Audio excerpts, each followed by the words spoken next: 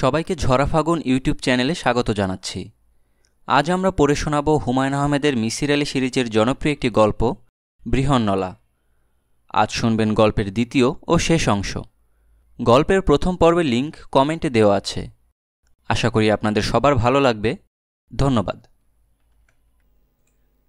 আমার মামাতো ভাইয়ের বিয়েটা শেষ পর্যন্ত হলো না। মেয়ে কিছুতেই কবুল বলল না। যতবার বলা হলো মা বলো কবুল, ততবারই মেয়ে কঠিন গলায় বলল না। আমি ছেলে পক্ষের সাক্ষীদের একজন, বড় বিব্রত বোধ করতে লাগলাম। মেয়ের এক খালা বললেন, আপনারা একটু পরে আবার আসুন, বাড়িতে এত বড় একটা দুর্ঘটনা ঘটেছে, মন টন খারাপ, বুঝতেই পারছেন। আমরা চলে এলাম। ঘণ্টাখানেক পর আবার গেলাম। বলা হলো, মা বলো তো কবুল। মেয়েটি অস্ফুট গলায় কি যেন বলল। মেয়ের খালা বললেন, এই তো বলেছে। মেয়ে মানুষ চিৎকার করে বলবে নাকি? আমি শুনেছি, পরিষ্কার বলেছে। এখন যান, ছেলের কবুল নিয়ে আসুন। আমি দৃঢ় গলায় বললাম, আমি কিছু শুনতে পাইনি, পরিষ্কার করে বলতে হবে। উকিল বললেন, মা বলো কবুল। মেয়েটি এবার স্পষ্ট করে বলল, না। বলেই তীব্র চোখে আমার দিকে তাকালো। সেই চোখে রাগ ছিল, ঘৃণা ছিল, কিঞ্চিত অভিমানও ছিল। যেন সে বলছে, কেন তোমরা আমাকে কষ্ট দিচ্ছ? তোমাদের পায়ে পড়ি, দয়া করে আমাকে মুক্তি দাও। আমি বললাম, বিয়ের ব্যাপারটা আপাতত বন্ধ থাকুক, শোকের ধাক্কাটা কমুক, তারপর দেখা যাবে। আমরা চলে এলাম। মফস্বলের ওই শহরের সাথে কোনো রকম সম্পর্ক রইল না, তবে শহরটার স্মৃতি আমার মনে কাটার মতো বিঁধে রইল। স্মৃতির সবটুকুই গভীর বেদনার। আমার মামা ওখান থেকে ফিরে আসার পরপরই মায়োকার্ডিয়াক ইনফ্রাকশনে মারা গেলেন। ছেলের বউ দেখার খুব শখ ছিল, সেই শখ মিটল না। মামাতো ভাইটিও বিয়ে করতে রাজি হলো না। বিচিত্র কারণে সে ওই মেয়েটির ছবি বুকে পুষতে লাগল। শুধুমাত্র তার মুখের দিকে তাকিয়েই আবার বছরখানেক পর গেলাম ওই শহরে। শুনলাম মেয়েটির বিয়ে হয়ে গেছে, ছেলে ডাক্তার। সুধাকান্তবাবুর সঙ্গেও দেখা হলো। আশ্চর্যের ব্যাপার, তিনি আমাকে চিনতে পারলেন না। যখন বললাম, আপনার সঙ্গে একবার সারা রাত কাটালাম, আপনার কিছুই মনে নেই? তিনি বললেন, ও আচ্ছা, মনে পড়েছে। তার চোখ মুখ দেখেই বুঝলাম কথাগুলো তিনি ভদ্রতা করেই বললেন। আসলে কিছুই মনে পড়েনি। ভদ্রলোক আমাকে ভুলে গিয়েছেন ঠিকই, কিন্তু আমি তাকে মনে রেখেছি, এবং বেশ ভালোভাবেই মনে রেখেছি। তার বিচিত্র অভিজ্ঞতার কথা প্রায়ই মনে হতো। সেই অভিজ্ঞতায় আমারও কিছু অংশ আছে। কপাটের শব্দ আমি নিজের কানে শুনে এসেছি। বাতাস নেই, কিছু নেই, অথচ শব্দ করে কে যেন কপাট বন্ধ করল। কাচের চুরির শব্দ, বাড়ির পেছনে খচখচ আওয়াজ, সবই আমার নিজের কানে শোনা। সুধাকান্তবাবুর এই গল্প অনেকের সঙ্গেই করেছি, খুব আগ্রহ নিয়েই করেছি। ঝড় বৃষ্টির রাতে যখনই ভূতের গল্পের আসর বসেছে, আমি এই গল্প বলেছি। তবে গল্প তেমন জমাতে পারিনি। আমি যেমন অভিভূত হয়েছিলাম, আমি লক্ষ্য করেছি আমার গল্পের শ্রোতারা তার 100 ভাগের 1 ভাগও হয় না। অথচ আমি নিজে খুব ভালো গল্প বলতে পারি। হয়তো পরিবেশ একটা ব্যাপার।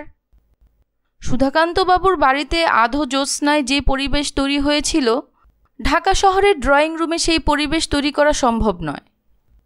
তবু এটি আমার একটি প্রিয় গল্প। যতবার এই গল্প বলেছি ততবারই ওই রাতের কথা মনে পড়েছে। এক ধরনের শিহরণ বোধ করেছি। বছর 3 পরের কথা। সন্ধ্যা 7টার মতো বাজে। একটা সেমিনার টক তৈরি করছি। বিষয় পরিবেশ দূষণে পলিমারের ভূমিকা। চারিদিকে কাগজপত্র, চার্ট, গ্রাফ নিয়ে বসেছি। সব এলোমেলো অবস্থায় আছে। ঠিক করে রেখেছি, কাজ শেষ না করে উঠব না। মার্ফিস ল বলে একটা ব্যাপার আছে। মার্ফিস ল বলে, anything that can go wrong will go wrong. আমার বেলায়ও তাই হলো। একের পর এক সমস্যা হতে লাগলো। লিখতে গিয়ে দেখি বল পয়েন্টে কালি আসছে না। কালির কলম নিয়ে দেখা গেল ঘরে কালি নেই। একের পর এক টেলিফোন আসতে লাগলো। আমার আত্মীয় স্বজন, বন্ধুবান্ধব সবাই এতদিন থাকতে আজই ব্যস্ত হয়ে উঠলেন আমার সঙ্গে কথা বলার জন্য। তাদের কথাও দেখে অনেক জমে আছে, কিছুতেই শেষ হয় না। আমি টেলিফোন রিসিভার উঠিয়ে রাখলাম। দোকান থেকে 1 ডজন বল পয়েন্ট আনিয়ে বসলাম। আর তখন আমার বড় মেয়ে বলল, বাবা, একজন লোক তোমার সঙ্গে দেখা করতে এসেছেন। আমি বিরক্ত হয়ে বললাম, তোমাকে না বলেছি কেউ এলে বলবে আমি বাসায় নেই? আমার মেয়ে বলল, আমি মিথ্যা বলতে পারি না বাবা। মিথ্যা কথা বলতে পারো না মানে? আমার তো ধারণা তুমি সারাক্ষণই মিথ্যা কথা বলো। মঙ্গলবারে বলি না, মঙ্গলবার হচ্ছে সত্য দিবস। অনেক কষ্টে রাগ সামলালাম। কিছুদিন আগে কি একটা নাটকে দেখিয়েছে মঙ্গলবার সত্য দিবস, সেদিন মিথ্যা বলা যাবে না। আমি মনের বিরক্তি চেপে রেখে বসার ঘরে ঢুকলাম। অপরিচিত এক ভদ্রলোক বসে আছেন। অসম্ভব রোগা, লম্বা একজন মানুষ, যাকে দেখলেই সরলরেখার কথা মনে হয়। এই গরমে গলায় একটা মাফলার, চোখে মোটা চশমা। ভদ্রলোক বসে আছেন মূর্তির মতো, মনে হচ্ছে ধ্যানে বসেছেন। ভদ্রলোকের বয়স 40 থেকে 50-এর মধ্যে। লম্বাটে মুখ, দাড়ি আছে, চুল লম্বা। দাড়ি, চুল, পরনের কালো কোট সবই কেমন যেন এলোমেলো। প্রথম দর্শনে মনে হয় ভবঘুরে ধরনের কেউ, তবে কিছুক্ষণ তাকিয়ে থাকলে এই ভাবটা চলে যায়। মনে হয় লাজুক ধরনের একজন মানুষ এসেছেন। যে কোনো কারণেই হোক মানুষটা বিব্রত বোধ করছেন। আমি বললাম, আপনি কি আমার কাছে এসেছেন? ভদ্রলোক উঠে দাঁড়িয়ে বললেন, জি। আজ আমি একটা বিশেষ কাজে ব্যস্ত। আপনি কি অন্য কোনো দিন আসতে পারেন? জি পারি। তাহলে তাই করুন। জি আচ্ছা। বলেই ভদ্রলোক আবার বসে পড়লেন। আমি বিস্মিত হয়ে তাকালাম।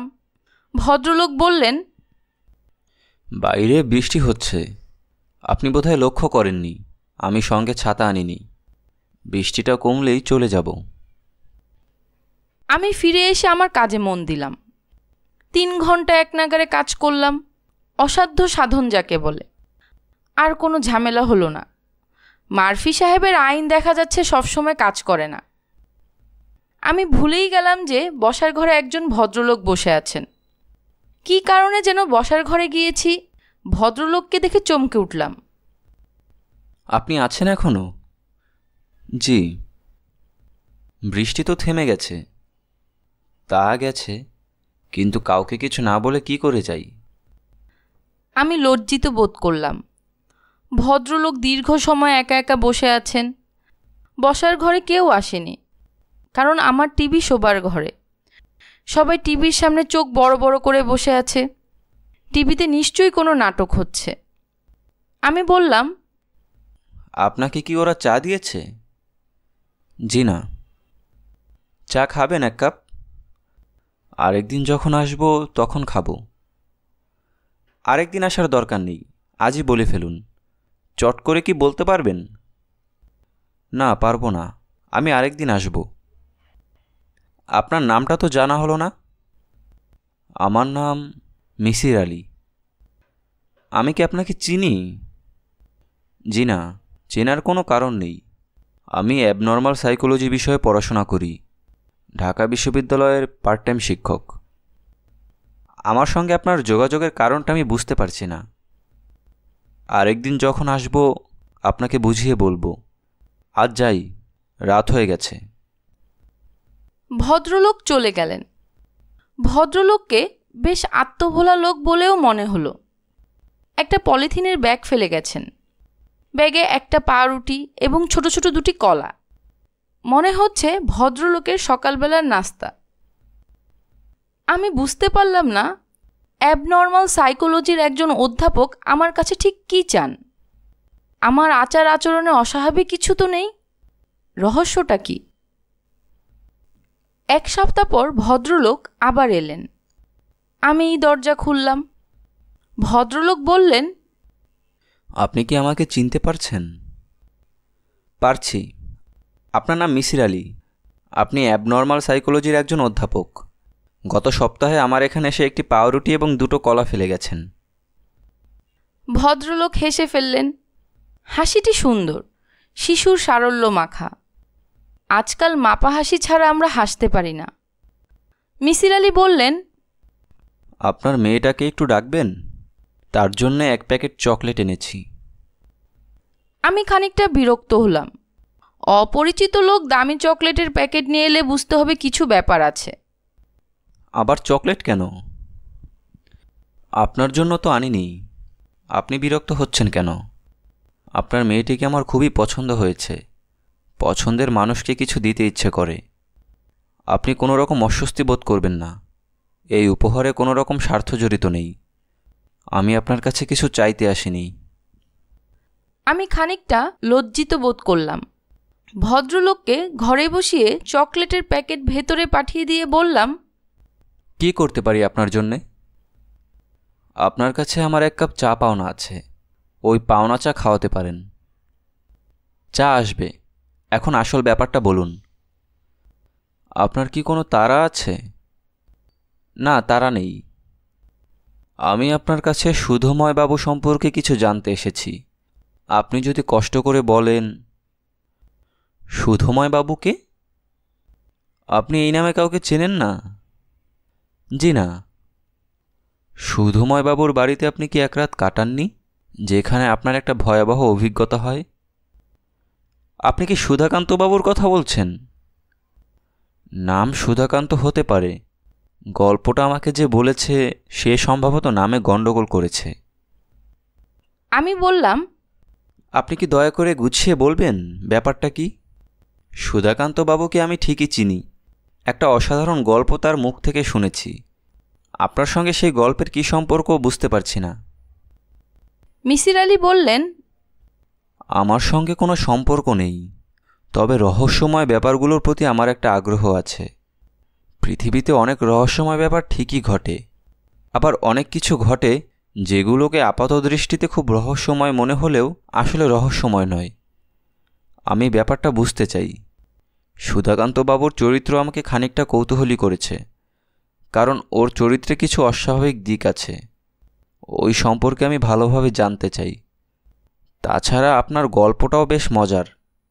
এর মধ্যে এমন কিছু এলিমেন্ট আছে যা প্রচলিত ভূতের গল্পে থাকে না। আপনি কি ভূতের গল্প নিয়ে গবেষণা করছেন নাকি? জি না। কিছু কিছু গল্পের প্রতি এক ধরনের ফ্যাসিনেশন জন্মে যায়। ব্যাপারটা কি ভালো মতো জানতে ইচ্ছে করে। আমার গল্প আপনি কার কাছ থেকে শুনেছেন? আমার এক ছাত্রের মুখে শুনেছি। সে শুনেছে আপনার কাছে।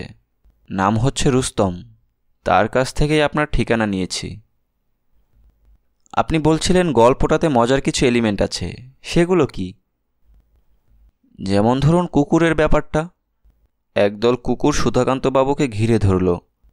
তারপর তাকে ঘিরে চক্রাকারে হাঁটতে লাগলো এবং একটি বিশেষ দিকে নিয়ে যেতে লাগলো। যেখানে নিয়ে গেল সেখানে একটি যুবতীর নগ্ন মৃতদেহ, যাকে কিছুক্ষণ আগেই হত্যা করা হয়েছে। আমি বিস্মিত হয়ে বললাম, এরকম কিছুই কিন্তু গল্পে নেই। কোনো নগ্ন যুবতীর মৃতদেহ পড়েছিল না। একটি বালিকার ডেড বডি ছিল। তার পরনে শাড়ি ছিল। মিসির আলী হাসতে হাসতে বললেন, আমিও তাই ভাবছিলাম। গল্প যখন একজনের মুখ থেকে অন্যজনের মুখে যায় তখন ডালপালা ছড়ায়। অনেক সময় মূল গল্প খুঁজে পাওয়া যায় না। এই জন্যই আমি এসেছি আপনার মুখ থেকে গল্পটা শোনার জন্য, যদি আপনার কষ্ট না হয়। আমার কোনো কষ্ট হবে না। আমি আগ্রহ করে গল্পটা বলবো। মিসির আলী কোটের পকেট থেকে নোট বই এবং কলম বের করলেন। আমি বিস্মিত হয়ে বললাম, আপনি কি নোট করছেন নাকি? 2-1টা পয়েন্ট লিখে রাখব। আমার স্মৃতিশক্তি ভালো, তবে মাঝে মাঝে কিছু নোট রাখি। স্মৃতি মানুষকে প্রতারণা করে, লেখা করে না। চা চলে এলো। চা খেতে খেতে ভদ্রলোক গল্প শুনলেন। তবে গল্প বলে আমি কোনো আরাম পেলাম না। ভদ্রলোক গল্পের মাঝখানে একবারও বললেন না, অদ্ভুত তো, তারপর কি হলো? কি আশ্চর্য! তিনি পাথরের মতো মুখ করে গল্প শুনলেন এবং গল্প শেষ হওয়া মাত্র বললেন, আচ্ছা, তাহলে যাই। আপনাকে কষ্ট দিলাম, কিছু মনে করবেন না। আমি বললাম, আপনার কাজ হয়ে গেল? জি। গল্পটা কি আপনার কাছে অদ্ভুত মনে হয়নি? জি না, ভূতের গল্প সাধারণত এরকমই হয়, নতুনত্ব কিছু নেই। আমার শুধু একটা প্রশ্ন, মেয়েটার ডেড বডি কি শেষ পর্যন্ত ছিল? তার মানে? এ জাতীয় গল্পে ডেড বডি শেষ পর্যন্ত থাকে না, বাতাসে মিলিয়ে যায় কিংবা কুকুর খেয়ে ফেলে। আপনি জানেন কি হয়েছিল? আমি জানি না, আমি জিজ্ঞেস করিনি। আপনি গল্পটার কিছুই বিশ্বাস করেননি, তাই না? জি না। কেন, দয়া করে বলবেন কি? এই জাতীয় ভয়াবহ অভিজ্ঞতা যখন হয় তখন মানুষ খুব কনফিউজড অবস্থায় থাকে। কোনো ঘটনাই সে পরিষ্কার দেখে না, যা দেখে তাও সে গুছিয়ে বলতে পারে না। অথচ আপনার সুধাকান্তবাবু চমৎকারভাবে সব বর্ণনা করলেন, অতি সূক্ষ্ম ডিটেলও বাদ দিলেন না। এই জিনিস পাওয়া যায় তৈরি করা গল্পে। আমি বললাম, সব মানুষ তো একরকম নয়, কিছু কিছু মানুষ বিপর্যয়ের সময় মাথা ঠান্ডা রাখে। তা রাখে, যেমন আমি নিজেই রাখি। তারপরেও আপনি বলবেন এটা একটা গল্প? জি। কেন বলুন তো? সুধাকান্তবাবু আপনার কথা মতো একজন ধর্মপ্রাণ মানুষ, সাধু প্রকৃতির লোক। এই ধরনের একজন মানুষ বিপদে ঈশ্বরের নাম নেবে, গায়ত্রী মন্ত্র পড়বে। একজন নাস্তিক পর্যন্ত যে কাজটা করবে তিনি করেননি। ঘটনা সত্যি সত্যি ঘটলে তিনি তা অবশ্যই করতেন। যেহেতু ঘটনাটা বানানো, কাজেই এই গুরুত্বপূর্ণ জিনিসটা বাদ পড়েছে। আমি ভদ্রলোকের দিকে তাকিয়ে রইলাম। লোকটার উপর খানিকটা রাগ হচ্ছে। এক কথায় সে বলে দিল গল্প বানানো। মিসির আলি বললেন, আপনার সঙ্গে যখন গল্প করছিলেন তখন ভয় পেয়ে ভদ্রলোক মন্ত্রপাঠ শুরু করলেন, অথচ ওই রাতে করলেন না। ব্যাপারটা অদ্ভুত না? আমি বললাম, সুধাকান্তবাবু শুধু শুধু এরকম একটা গল্প বানাবেন কেন? এইরকম একটা গল্প তৈরির পেছনে কোনো একটা কারণ থাকবে নিশ্চয়ই। তা তো থাকবেই, তারও আছে। কী কারণ?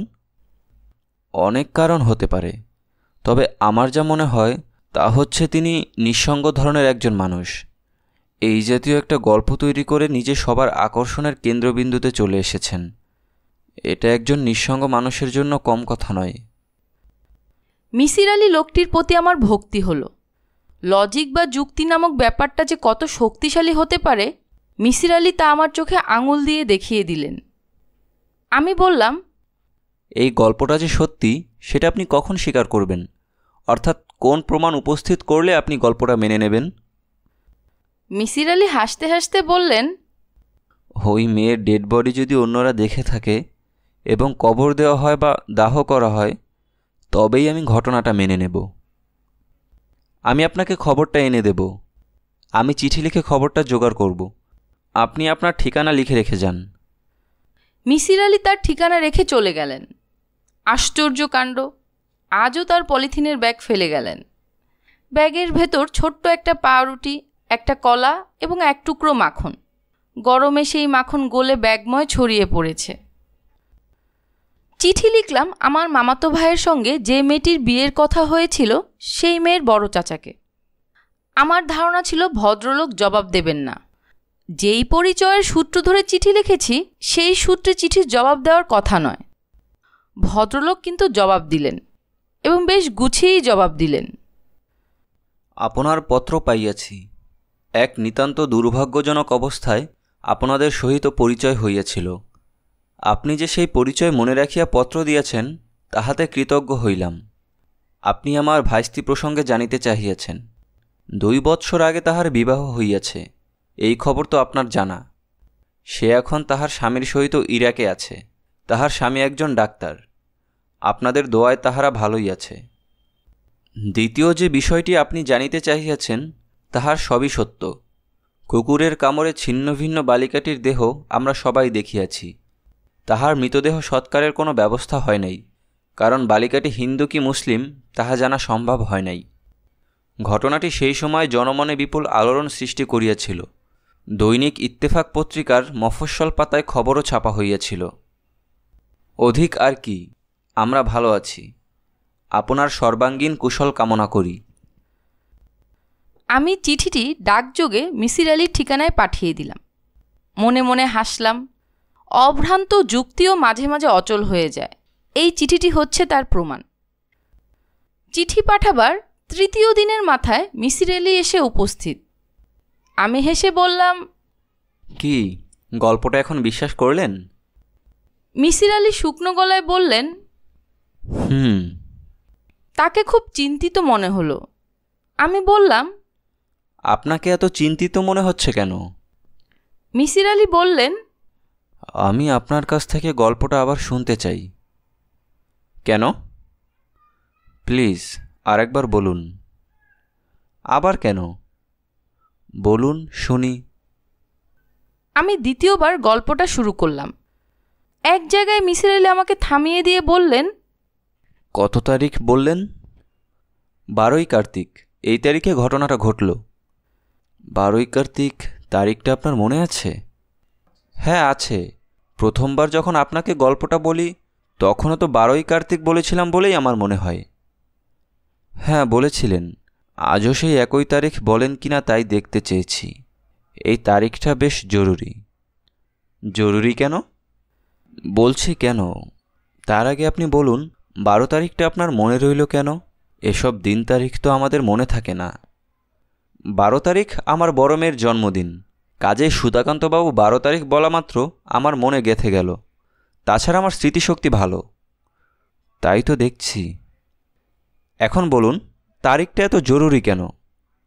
যে বছরে ঘটনাটা ঘটল আমি সেই বছরের পঞ্জিকা দেখেছি। 12 তারিখ হচ্ছে 24শে অক্টোবর। স্কুল ছুটি থাকে। ওই দিন লক্ষ্মী পুজোর বন্ধ। কাজেই আপনার সুধাকান্তবাবু আপনাকে একটা মিথ্যা কথা বলেছেন। তিনি বলেছেন ওই দিন স্কুল করেছেন। হয়তো উনি তারিখটা ভুল বলেছেন। হ্যাঁ তা হতে পারে। তবে আমি তার নিজের মুখে ঘটনাটা শুনতে চাই। আবার শুনতে চান? হ্যাঁ। কেন? ব্যাপারটা বিশ্বাস করতে পারছি না। আমি বিরক্ত হয়ে বললাম, বিশ্বাস করতে না চাইলে করবেন না। আপনাকে বিশ্বাস করতেই হবে এমন কোনো কথা আছে?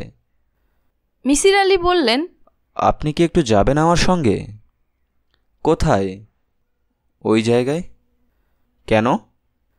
তাহলে জেনে আসতাম তারিখটা 12 কিনা। আপনি কি পাগল নাকি ভাই? মিসির আলি বললেন, ব্যাপারটা খুব জরুরি, আমাকে জানতেই হবে। জানতে হলে আপনি যান, আমি আপনাকে ঠিকানা দিয়ে দিচ্ছি। আপনি যাবেন না? জি না, আজে বাজে ব্যাপার নিয়ে মাথা ঘামানোর সময় নেই আমার। এটা আজে বাজে ব্যাপার না। আমার কাছে আজে বাজে। আমার যাবার প্রশ্নই ওঠে না। মিসির আলি মুখ কালো করে উঠে গেলেন। আমি মনে মনে বললাম, ভালো পাগলের পাল্লায় পড়েছি। লোকটা মনে হলো অ্যাবনর্মাল সাইকোলজি করতে করতে নিজেও ওই পর্যায়ে পৌঁছেছে। এরা দেখি বিপজ্জনক ব্যক্তি। মিসির আলি যে কী পরিমাণ বিপজ্জনক ব্যক্তি তা টের পেলাম দিন 10 পর। আমার ঠিকানায় মিসির আলির এক চিঠি এসে উপস্থিত। ভাই, আপনি কেমন আছেন? আমি সুধাকান্তবাবুর সঙ্গে দেখা করতে গিয়েছিলাম। দেখা হয়নি। উনি তার দুঃসম্পর্কের এক বড় বোনের বাড়িতে চলে গিয়েছেন বলে দেখা হয়নি। শুনলাম তিনি সেখানে পুরো গরমের ছুটিটা কাটাবেন। যাই হোক, ওর অনুপস্থিতিতে আমি কিছু তথ্য সংগ্রহ করেছি। থানায় গিয়ে থানার রেকর্ডপত্র দেখেছি। ওইখানে ঘটনার তারিখ 23শে অক্টোবর দিবাগত রাত, অর্থাৎ 11ই কার্তিক। কাজেই সুধাকান্তবাবু তারিখ বলা একটু ভুল করেছেন বলে মনে হয়। আমি স্থানীয় স্কুলের হেডমাস্টার সাহেবের সঙ্গেও কথা বলেছি। তিনি বলেছেন ওই দিন সুধাকান্তবাবু ঠিকই সারাদিন ক্লাস করেছেন। কাজেই সুধাকান্তবাবু মিথ্যা বলেননি, তারিখে ভুল করেছেন।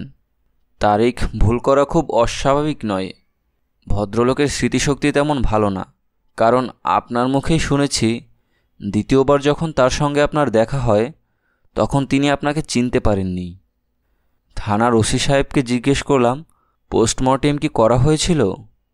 উনি বললেন, পোস্টমর্টেমের মতো অবস্থা ছিল না, কুকুর সব ছিঁড়ে খুঁড়ে খেয়ে ফেলেছে, ছিন্নভিন্ন কিছু অংশ ছড়িয়েছিল। গ্রামের অন্যরাও তাই বলল। মেয়েটি কোথাকার তাও জানা যায়নি। আমি এতদিন পর এসব খোঁজ করছি দেখে তারা প্রথমে একটু অবাক হলেও পরে আমাকে আগ্রহ করে সাহায্য করেছে, কারণ তাদের বলেছি আমার কাজই হচ্ছে রহস্যময় ঘটনা সংগ্রহ করা। গ্রামবাসীদের ধারণা মেয়েটির অশরীরী আত্মা এখন ওই বাড়িতে ঘুরে বেড়ায়। নানান রকম শব্দ শোনা যায়, মেয়েলি কান্না, দরজা জানালা আপনা আপনি বন্ধ হওয়া, এই সব। আমি ব্যাপারটা পরীক্ষা করার জন্য দুরাত ওই বাড়ির উঠোনে বসেছিলাম। তেমন কিছু দেখিনি বা শুনিনি, তবে একবার বাড়ির পিছনে মানুষ দৌড়ে যাবার শব্দ শুনেছি। এটা শেয়ালের দৌড়ে যাবার শব্দও হতে পারে। সারা জীবন শহরে মানুষ হয়েছি বলে এই জাতীয় শব্দের সঙ্গে আমার তেমন পরিচয় নেই। আপনাকে চিঠিতে সব জানাচ্ছি কারণ আমার শরীরটা খুবই খারাপ। ওখান থেকে এসেই প্রবল জ্বরে পড়ে যাই। একবার রক্তবমি হয় বলে ভয় পেয়ে হাসপাতালে ভর্তি হয়েছি। এখন আছি মিডফোর্ড হাসপাতালে, ওয়ার্ড 233, বেড নাম্বার 17। আপনি যদি আসেন তাহলে খুব খুশি হব। সুধাকান্ত বাবু প্রসঙ্গে একটা জরুরি আলাপ ছিল। আশা করি আপনি ভালো আছেন। আমি এই চিঠি ফেলে দিলাম। একটা পাগল লোককে শুরুতে খানিকটা প্রশ্রয় দিয়েছি বলে আফসোস হতে লাগলো। ভাবভঙ্গি দেখে মনে হচ্ছে এই লোক আমার পেছনে জোকের মতো লেগে থাকবে এবং জীবনটা অস্থির করে তুলবে। তাকে হাসপাতালে দেখতে যাবার পেছনেও কোনো যুক্তি খুঁজে পেলাম না। দেখতে যাওয়া মানে তাকে প্রশ্রয় দেওয়া, দূরে দূরে থাকাই ভালো। দেখা হলে বলা যাবে চিঠি পাইনি। বাংলাদেশে চিঠি না পাওয়া এমন কিছু অবিশ্বাস্য ব্যাপার না, খুবই স্বাভাবিক। মজার ব্যাপার হচ্ছে হাসপাতালে নিতান্ত কাকতালীয়ভাবে মিসির আলির সঙ্গে আমার দেখা হয়ে গেল। টেম্পোর সঙ্গে অ্যাক্সিডেন্ট করে আমার এক কলিগ পা ভেঙে হাসপাতালে ভর্তি হয়েছেন। তাকে দেখে ফিরে আসছি, হঠাৎ শুনি পেছন থেকে চিকন গলায় কে যেন আমাকে ডাকছে। হুমায়ুন সাহেব, এই যে হুমায়ুন সাহেব। তাকিয়ে দেখি আমাদের মিসির আলি বিছানার সঙ্গে মিশে আছেন। গলা দিয়ে স্বর বেরুচ্ছে না, চিচি আওয়াজ হচ্ছে। আমি বললাম, আপনার একই অবস্থা? অসুখটা কাহিল করে ফেলেছে। গতকাল পর্যন্ত ধারণা ছিল মারা যাচ্ছি, আজ একটু ভালো। ভালোর বুঝি এই নমুনা? রক্ত পড়াটা বন্ধ হয়েছে, তবে ব্যথা সারেনি। ভাই বসুন, আপনি আমাকে দেখতে এসেছেন, বড়ই আনন্দ হচ্ছে। আসছেন না দেখে ভাবছিলাম হয়তো চিঠি পাননি। আমি খানিকটা লজ্জিত বোধ করতে লাগলাম।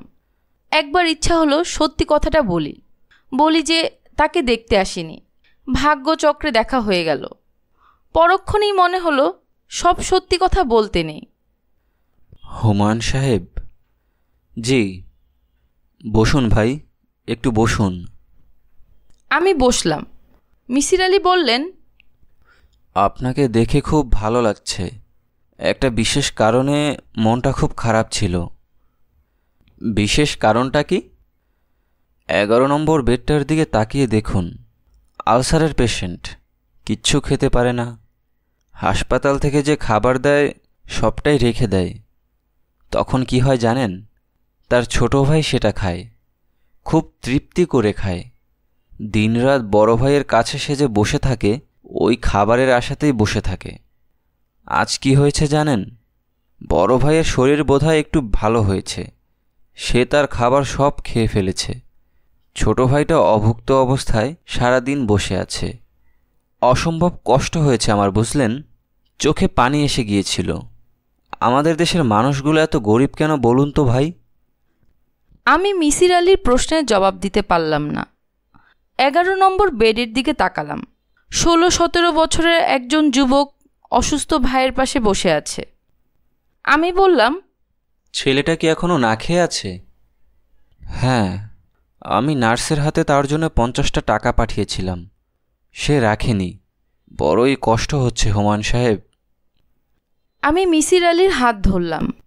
এই প্রথম বুঝলাম এই মানুষটি আমাদের 8-10টি মানুষের মতো নয়। এই রোগা আতপাগলা মানুষটির হৃদয়ে সমুদ্রের ভালোবাসা সঞ্চিত আছে, এদের স্পর্শ করলেও পূর্ণ হয়। হুমায়ুন সাহেব। জি। এই খাতাটা আপনি মনে করে সঙ্গে করে নিয়ে যাবেন। কি খাতা? সুধাকান্তবাবুর বিষয়ে এই খাতায় অনেক কিছু লিখে রেখেছি, বাসায় নিয়ে মন দিয়ে পড়বেন। শরীরের এই অবস্থায় আপনি সুধাকান্তবাবুকে ভুলতে পারেননি? হাসপাতালে শুয়ে শুয়ে এটা নিয়েই শুধু ভাবতাম, কিছু করার ছিল না। অনেক নতুন নতুন পয়েন্ট ভেবে বের করলাম, সব লিখে ফেলেছি। ভালো করেছেন, এখন বিশ্রাম করুন। আমি খাতা নিয়ে যাচ্ছি, কাল আবার আসব। মিসির আলি নিচু গলায় বললেন, একবার কি চেষ্টা করে দেখবেন ওই ছেলেটিকে বাইরে নিয়ে কিছু খাওয়ানো যায় কি না? আমি দেখব, আপনি এই নিয়ে ব্যস্ত হবেন না। আমি ব্যস্ত হচ্ছি না। চলে আসার আগে আগে মিসির আলি বললেন, আপনি কষ্ট করে আমাকে দেখতে এসেছেন, আমি খুবই আনন্দিত। আমি আবার লজ্জা পেলাম। ব্যক্তিগত কাজ অনেক জমেছিল, মিসির আলির খাতা নিয়ে বসা হলো না। আমি তেমন উৎসাহ বোধ করছিলাম না। সামান্য গল্প নিয়ে এতটা বাড়াবাড়ির আমি কোনো অর্থ দেখি না। আমি লক্ষ্য করেছি, গুরুত্বপূর্ণ বিষয়গুলো বেশিরভাগ মানুষ সম্পূর্ণ অবহেলা করে, মাতামাতি করে তুচ্ছ বিষয় নিয়ে। মিসির আলিও নিশ্চয়ই এই গোত্রের। পরিবার পরিজনহীন মানুষদের জন্য এর অবশ্য প্রয়োজন আছে, কিছু একটা নিয়ে ব্যস্ত থাকা, জীবন পার করে দেওয়া। এক রাতে শোবার আগে খাতা নিয়ে বসলাম। পাতা উল্টে আমার আক্কেল গুরুম। 186 পৃষ্ঠার ঠাস বুনন লেখা। সুধাকান্ত বাবু এবং তার গল্প নিয়ে যে এত কিছু লেখা যায় কে জানত। পরিষ্কার গোটা গোটা লেখা, পড়তে খুব আরাম। অবাক হয়ে লক্ষ্য করলাম আমাকে নিয়ে তিনি 8 পৃষ্ঠা লিখেছেন। সেই অংশটি প্রথমে পড়লাম। শুরুটা এই রকম: নাম হুমায়ুন আহমেদ, বিবাহিত, 3 কন্যার জনক, পেশা অধ্যাপনা, বদমেজাজি, অহংকারী। অধ্যাপকদের যেটা বড় ত্রুটি, অন্যদের বুদ্ধিমত্তা খাটো করে দেখা। ভদ্রলোকেরও তা আছে। এই ভদ্রলোকের স্মৃতিশক্তি ভালো। তিনি গল্পটি 2 বার আমাকে বলেছেন। 2 বারই এমনভাবে বলেছেন যে একটা শব্দ এদিক ওদিক হয়নি। তার কথাবার্তায় চিরকুমার সুধাকান্ত বাবুর প্রতি গভীর মমতার টের পাওয়া যায়। এই মমতার উৎস কী? সুধাকান্ত বাবু এই ভদ্রলোককে ক্ষুধার্ত অবস্থায় চমৎকার কিছু খাবার রান্না করে খাইয়েছেন। এটাই কি একমাত্র কারণ? আমার মনে হয় সুধাকান্ত বাবুর চেহারা, কথাবার্তাও ভদ্রলোকের উপর খানিকটা প্রভাব ফেলেছে। সুধাকান্ত বাবু অতি অল্প সময়ে এই বুদ্ধিমান মানুষটিকে প্রভাবিত করেছেন। কাজেই ধরে নেওয়া যায় মানুষকে প্রভাবিত করার ক্ষমতা সুধাকান্ত বাবুর আছে।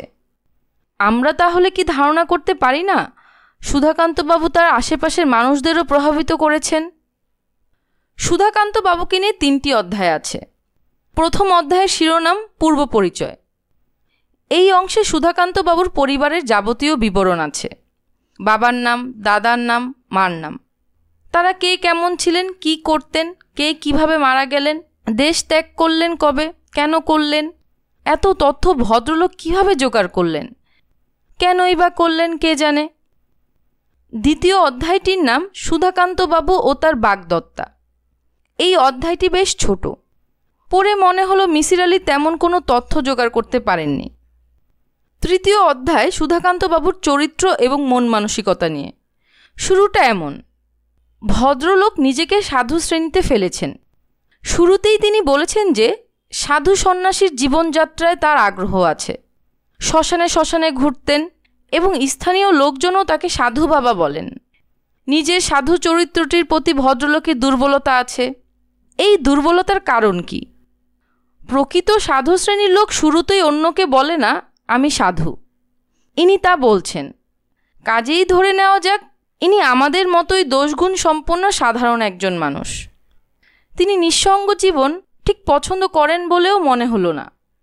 অনেক রাতে বাড়ি ফেরেন, যাতে একা একা খুব অল্প সময় তাকে থাকতে হয়। একজন সাধক শ্রেণীর মানুষের চরিত্রের সঙ্গেও ব্যাপারটা মিশ খায় না। মিসির আলির খাতা শেষ করতে করতে রাত 2টো বেজে গেল। পরিশিষ্ট অংশে ভদ্রলোক 6টি প্রশ্ন তুলেছেন এবং বলেছেন রহস্য উদ্ধারের জন্য এই প্রশ্নগুলোর জবাব জানা অত্যন্ত প্রয়োজন। এই 6টি প্রশ্ন পড়ে আমার মাথা ঘুরতে লাগলো। এ কী কাণ্ড! মিসির আলি সাহেবের খাতা আবার গোড়া থেকে শেষ পৃষ্ঠা পর্যন্ত পড়লাম। 6টা প্রশ্নের কাছে এসে আবার চমকালাম। আমার মাথা ঘুরতে লাগলো। ইচ্ছে করলো এক্ষুনি ছুটে যায় মিসির আলির কাছে। মিসির আলি সাহেব আজ অনেক সুস্থ। গায়ে চাদর জড়িয়ে বিছানায় বসে আছেন। হাতে শিবরাম চক্রবর্তীর বই জন্মদিনের উপহার। কিছুক্ষণ পড়ছেন, তারপর গা দুলিয়ে হাসছেন। আবার পড়ছেন, আবার হাসছেন। আশেপাশের রুগীরা ব্যাপারটা বেশ মজা পাচ্ছে। আগ্রহ এবং কৌতূহল নিয়ে তারা দেখছে এই বিচিত্র মানুষটাকে। আমার দিকে চোখ পড়তেই মিসির আলি বললেন, শিবরামের বাঘের গল্পটা পড়েছেন? অসাধারণ। সকাল থেকে এখন পর্যন্ত 11 বার গল্পটা পড়লাম। তাই নাকি? আমার মনে হয় কি জানেন, হাসপাতালের রোগীদের জন্য এই জাতীয় বই ওষুধপত্রের সঙ্গে দেওয়া দরকার। প্রাণ খুলে কয়েকবার হাসতে পারলে যে কোনো অসুখ অনেকটা কমে যায় বলে আমার ধারণা। আপনার তাহলে কমে গেছে? জি। আমি বললাম, আপনার খাতাটা কাল রাতে পড়ে শেষ করেছি। আমার মনে হয় যে 6টি প্রশ্ন আপনি তুলেছেন তার উত্তর জানা প্রয়োজন। প্রয়োজন তো বটেই। আমি আপনার সঙ্গে যাব এবং সুধাকান্ত বাবুর সঙ্গে কথা বলবো। মিসির আলি হাসতে হাসতে বললেন, আমি জানতাম আপনি এই কথাই বলবেন। আমি বললাম, কোনো একটা ভৌতিক গল্প শুনলেই কি আপনি এরকম করেন? সব রহস্য উদ্ধারের জন্য লেগে পড়েন? মিসির আলি হ্যাঁ সূচক মাথা নাড়লেন। আমি বললাম, আপনি কি আপনার শোনা মতো সব ভৌতিক গল্পের রহস্য ভেদ করতে পেরেছেন? না, পারিনি। শতকরা 20 ভাগ ক্ষেত্রে কিছুই করতে পারিনি। আমার আরেকটা খাতা আছে। ওই খাতার নাম রহস্য খাতা। যেসব সমস্যা আমি সমাধান করতে পারি না, রহস্য খাতায় সেই সব লিখে রেখেছি। আপনাকে একদিন পড়তে দেব।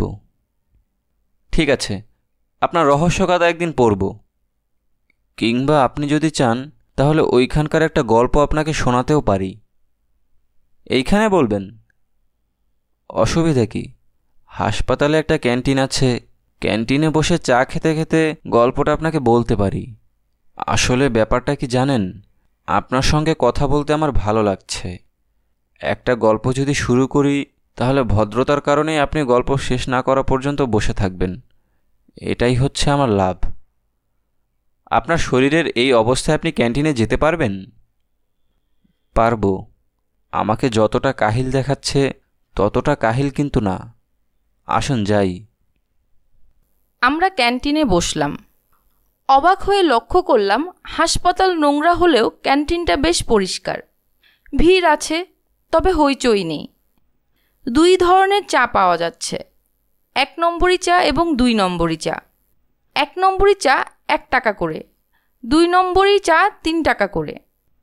মিসির আলি বললেন, একই চা 2 ধরনের কাপে দেওয়া হয় বলে 2 ধরনের দাম। এবং মজার ব্যাপার কি জানেন, সবাই কিন্তু বেশি দামের চাটাই খাচ্ছে। গতকালও চা খেতে এসেছিলাম। একজনকে বলতে শুনলাম 1 নম্বরি চা মুখে দেওয়া যায় না, খানিকটা পানি গরম করে এনে দিয়ে দেয়। আমি বললাম, আপনি কি নিশ্চিত যে 2টো চাই এক? হ্যাঁ নিশ্চিত। প্রমাণ করে দিতে পারি। করব?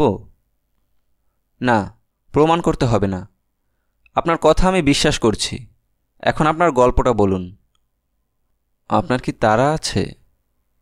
না, তাড়া নেই, তবে বেশিক্ষণ হাসপাতালে থাকতে আমার ভালো লাগে না। মিসির আলি সঙ্গে সঙ্গে গল্প শুরু করলেন।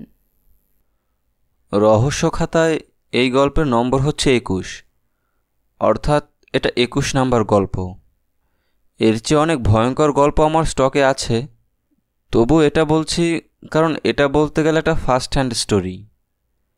আমার নিজের জীবনে ঘটেনি, তবে যার জীবনে ঘটেছে সে আমার প্রিয় এক মানুষ। ঘটনাটার সঙ্গে আমার যোগাযোগও প্রত্যক্ষ।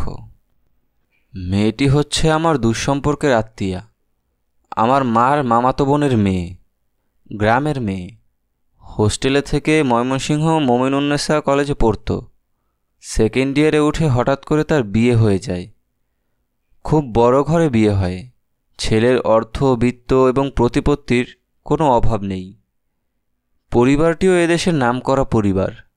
নাম বললেই আপনি চিনবেন, তাই নাম বলছি না। শুধু ধরে নিন যে এই দেশের রাজনীতিতে এই পরিবারটির প্রত্যক্ষ যোগ আছে। আপনি গল্পটা বলুন। বিত্তবান পরিবারের ব্যাপারে আমার আগ্রহ নেই। আমার নিজেরও নেই এবং আমার ওই খালার মেয়েটিরও ছিল না। অত্যন্ত ক্ষমতাবান একটি পরিবারে বিয়ে হবার কারণে তার জীবনযাত্রা সম্পূর্ণ পাল্টে গেল। কিছুদিন স্বামীর সঙ্গে ইউরোপ আমেরিকা ঘুরল। সেই বছর পরীক্ষা দেওয়া হলো না, তার পরের বছরও হলো না, কারণ সে তখন কনসিভ করেছে।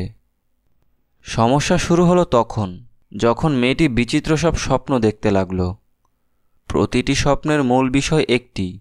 ছোট্ট একটা ছেলে এসে তাকে বলে, মা, তোমাকে একটা কথা বলি, মন দিয়ে শোনো। আমাকে এরা মেরে ফেলবে। যে রাতে আমার জন্ম হবে সেই রাতেই ওরা আমাকে মারবে। তুমি আমাকে রক্ষা করো। বুঝতেই পারছেন গর্ভবতী একটি মেয়ের কাছে এই জাতীয় স্বপ্ন কতটা ভয়াবহ। মেয়েটি অস্থির হয়ে পড়ল। খেতে পারে না, ঘুমোতে পারে না এবং প্রায় রোজই এই জাতীয় স্বপ্ন দেখে। আমার সঙ্গে মেয়েটির তখন যোগাযোগ হয়।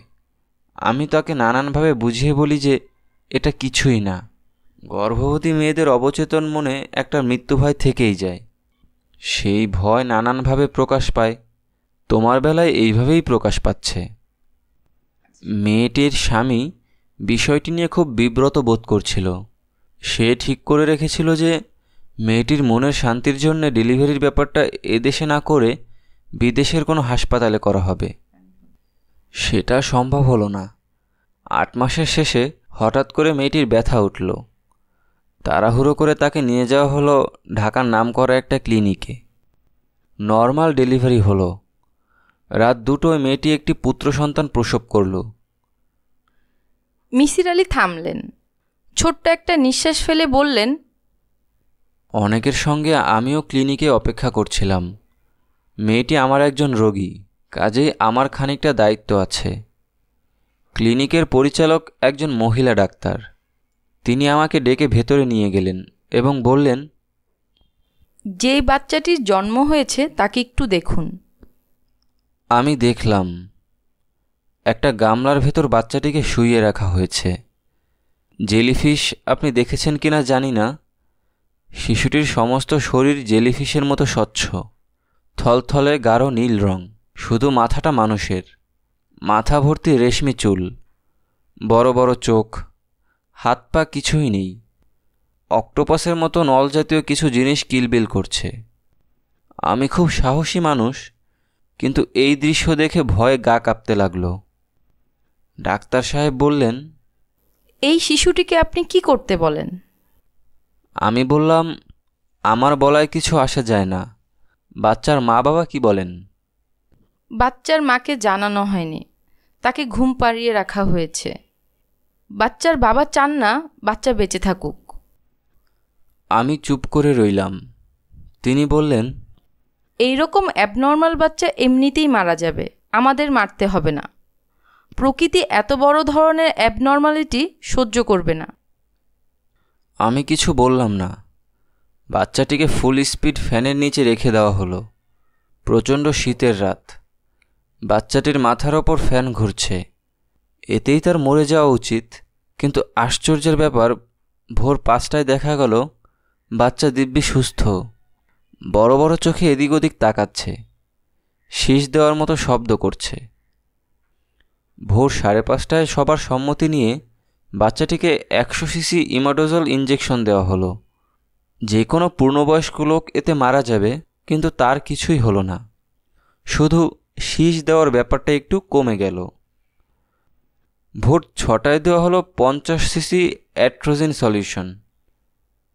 বাচ্চাটা মারা গেল 6:20-এ। বাচ্চার মা জানতে পারল না, সে তখনও ঘুমে অচেতন। মিসির আলি গল্প শেষ করলেন। আমি বললাম, তারপর আবার কি? গল্প শেষ। বাচ্চাটির মার কি হলো?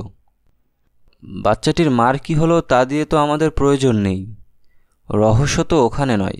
রহস্য হচ্ছে বাচ্চার মাঝে স্বপ্নগুলি দেখত সেখানে। সেই রহস্য আমি ভেদ করতে পারিনি। সুধাকান্তবাবুর রহস্য শেষ পর্যন্ত ভেদ করতে পারবো কি না তা জানি না। আমার তো মনে হয় রহস্য ভেদ করেছেন। কাগজপত্রে করেছি। কাগজপত্রে রহস্য ভেদ করা এক জিনিস, বাস্তবে অন্য জিনিস। যখন সুধাকান্তবাবুর মুখোমুখি বসবো তখন হয়তো দেখব গুছিয়ে আনা জিনিস সব এলোমেলো হয়ে গেছে। মজার ব্যাপার কি জানেন ভাই, প্রকৃতি রহস্য পছন্দ করে না, সে নিজে কিন্তু খুব রহস্যময়। কবে যাবেন সুধাকান্তবাবুর কাছে? হাসপাতাল থেকে ছাড়া পেলেই যাব। আপনি কি যাবেন আমার সঙ্গে? আমি বললাম, অবশ্যই। রাত প্রায় 9টা। আমি এবং মিসির আলি সুধাকান্তবাবুর বাড়ির উঠোনে বসে আছি। সুধাকান্তবাবু চুলায় চায়ের পানি চড়িয়েছেন। তিনি আমাদের যথেষ্ট যত্ন করছেন। মিসির আলিকে খুব আগ্রহ নিয়ে বাড়ি ঘুরে ঘুরে দেখালেন, নানা গল্প করলেন।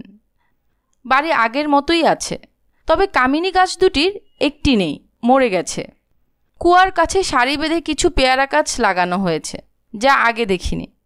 সুধাকান্তবাবু বললেন, চা খেয়ে আপনারা বিশ্রাম করুন, আমি খিচুড়ি চড়িয়ে দিচ্ছি। মিসির আলি অত্যন্ত উৎসাহের সঙ্গে বললেন, খিচুড়ি মন্দ হবে না। তাছাড়া শুনেছি আপনার রান্নার হাত অপূর্ব।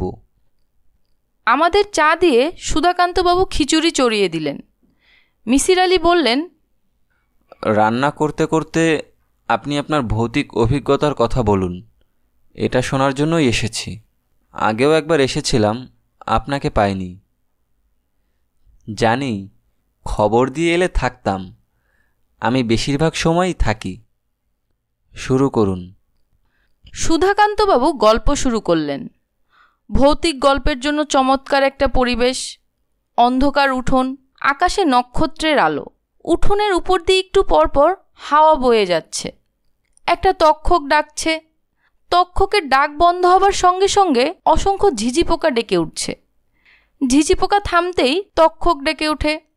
তক্ষকরা চুপ করতেই ডাকে ঝিঝি পোকা। অদ্ভুত কনসার্ট। সুধাকান্তবাবু গল্প বলে চলেছেন। মিসির আলি মাঝে মাঝে তাকে থামাচ্ছেন, গভীর আগ্রহে বলছেন, এই জায়গাটা দয়া করে আরেকবার বলুন। অসাধারণ অংশ, গা শিউরে উঠছে। সুধাকান্তবাবু তাতে বিরক্ত হচ্ছেন না। সম্ভবত মিসির আলির গভীর আগ্রহ তার ভালো লাগছে। যেখানে মেয়েটি সুধাকান্তবাবুর পা কামড়ে ধরে, সেই অংশ মিসির আলি 3বার শুনলেন। শেষবার গভীর আগ্রহে বললেন, আপনি যখন পালিয়ে যাচ্ছিলেন তখন মেয়েটি পিছন থেকে আচমকা আপনাকে কামড়ে ধরল? জি। হাত দিয়ে ধরল না, আঁচড় দিল না, শুধু কামড়ে ধরল? জি। দেখি কামড়ের দাগটা। তিনি কামড়ের দাগ দেখালেন। মিসির আলি পায়ের দাগ পরীক্ষা করলেন। জড়ানো গলায় বললেন, কি অদ্ভুত গল্প। তারপর কি হলো? সুধাকান্তবাবু গল্পে ফিরে গেলেন। এক সময় গল্প শেষ হলো। সুধাকান্তবাবু বললেন, খিচুড়ি নেমে গেছে, আপনাদের কি এখন দিয়ে দেব? রাত মন্দ হয়নি কিন্তু। মিসির আলি বললেন, জি, খেয়ে নেব। আপনাকে দু একটা কথা জিজ্ঞেস করতে চাচ্ছি। জিজ্ঞেস করুন। মেয়েটি শুধু কামড়ে ধরল, হাত দিয়ে আপনাকে ধরল না কেন? আমি কি করে বলবো বলুন, আমার পক্ষে তো জানা সম্ভব না। আমার কিন্তু মনে হয় আপনি জানেন। সুধাকান্তবাবু তীক্ষ্ণ দৃষ্টিতে তাকিয়ে রইলেন। মিসির আলি বললেন, আপনার গল্পের সবচেয়ে দুর্বল অংশ মেয়েটির কামড়ে ধরা। মেয়েটি কিন্তু পিছন থেকে আপনাকে কামড়ে ধরেনি। আপনার পায়ের দাগ দেখে বোঝা যাচ্ছে কামড়ে ধরেছে সামনে থেকে। আপনার দাগ ভালোভাবে পরীক্ষা করলেই তা বোঝা যায়। আপনাকে আক্রমণ করবার জন্য মেয়েটি তার হাত ব্যবহার করেনি, কারণ একটাই, সম্ভবত তার হাত পেছন থেকে বাঁধা ছিল। তাই নয় কি? সুধাকান্তবাবুর চোখের দৃষ্টি তীক্ষ্ণ হল। একটি কথাও বললেন না। মিসির আলি বললেন, আপনার গল্পে একটা কুকুর আছে, পাগলা কুকুর। হাইড্রোফোবিয়ার কুকুর কিছুই খায় না, অসহ্য যন্ত্রণায় মৃত্যুর জন্য অপেক্ষা করে। অথচ এই কুকুরটা আস্ত একটি মেয়েকে খেয়ে ফেলল, যা 5টা সুস্থ কুকুরের পক্ষেও সম্ভব নয়। আপনি অসাধারণ একটা ভূতের গল্প তৈরি করেছেন। কিন্তু গল্পে অনেক ফাঁক রয়ে গেছে, তাই না? সুধাকান্তবাবু বিড়বিড় করে কি যেন বললেন। আমি কাঠ হয়ে বসে রইলাম। কি শুনছি এসব? মিসির আলি লোকটি এসব কি বলছে? মিসির আলি বললেন, ব্যাপারটা কি হয়েছিল আমি বলি। আপনি চিরকুমার একজন মানুষ। আপনার মনে আছে অবদমিত কামনা বাসনা। মহাপুরুষরাও কামনা বাসনার ঊর্ধ্বে নন। কিভাবে যেন আপনি অল্প বয়সী একজন কিশোরীকে আপনার ঘরে নিয়ে এলেন। এই মেয়েটি কিভাবে এলো বুঝতে পারছি না। বাড়ি থেকে পালিয়ে আসতে পারে বা অন্য কিছুও হতে পারে। এই অংশটা আমার কাছে পরিষ্কার না। যাই হোক, মেয়েটিকে আপনার ঘরে নিয়েই আপনি তার হাত বেঁধে ফেললেন। মেয়েটির চিৎকার কান্নাকাটি আশেপাশের কেউ শুনল না, কারণ আশেপাশে শোনার মতো কেউ নেই। মেয়েটি নিজেকে রক্ষা করবার জন্য আপনাকে কামড়ে ধরল। এই একটি অস্ত্রই তার কাছে ছিল। অবশ্য মেয়েটা নিজেকে রক্ষা করতে পারল না, শেষ পর্যন্ত মারা গেল। আপনি তার মৃতদেহ ঘরেই ফেলে রাখলেন, দরজা জানালা খুলে রাখলেন, যাতে শেয়াল কুকুর শবদেহটা খেয়ে ফেলতে পারে। একদিনে তো একটা মানুষ শেয়াল কুকুর খেয়ে ফেলতে পারে না, হয়তো 2 দিন বা 3 দিন লাগলো। এই সময়টা আপনি নষ্ট করলেন না, ঠান্ডা মাথায় ভাবলেন, ভেবে ভেবে অসাধারণ একটা গল্প তৈরি করলেন। সেই গল্পে সূত্র আছে, কুকুর আছে, অশরীরী আত্মীয়রা আছে। কি সুধাকান্তবাবু, আমি ঠিক বলিনি? দিন, এখন খাবার দিয়ে দিন। প্রচণ্ড খিদে পেয়েছে, খেয়ে নেব। আমি অবাক হয়ে দেখলাম সত্যি সত্যি মিসির আলি খেতে বসেছেন। সুধাকান্তবাবু তাকে থালা এগিয়ে দিচ্ছেন। মিসির আলি আমার দিকে তাকিয়ে বললেন, আপনি খাবেন না? আমি বললাম, না, আমার খিদে নেই।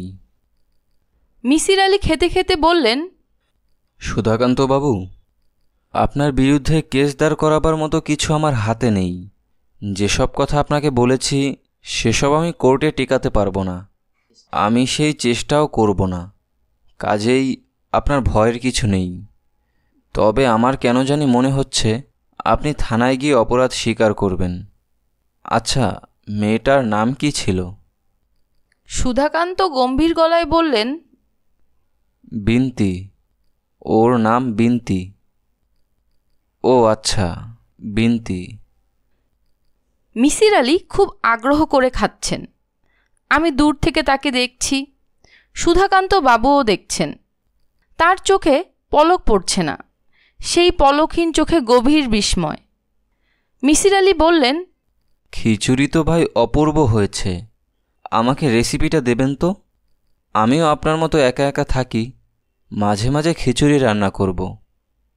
বলেই মিসির আলি বিচিত্র ভঙ্গিতে হাসলেন। আমি এর আগে এত অদ্ভুতভাবে কাউকে হাসতে শুনিনি। গায়ে কাটা দিয়ে উঠল। পরিশিষ্ট। আমার অধিকাংশ গল্পের শেষ থাকে না বলে পাঠক পাঠিকারা আপত্তি তোলেন। এই গল্পের আছে। সুধাকান্তবাবু তার অপরাধ স্বীকার করে থানায় ধরা দিয়েছিলেন। বিচার শুরু হবার আগেই থানা হাজতে তার মৃত্যু হয়।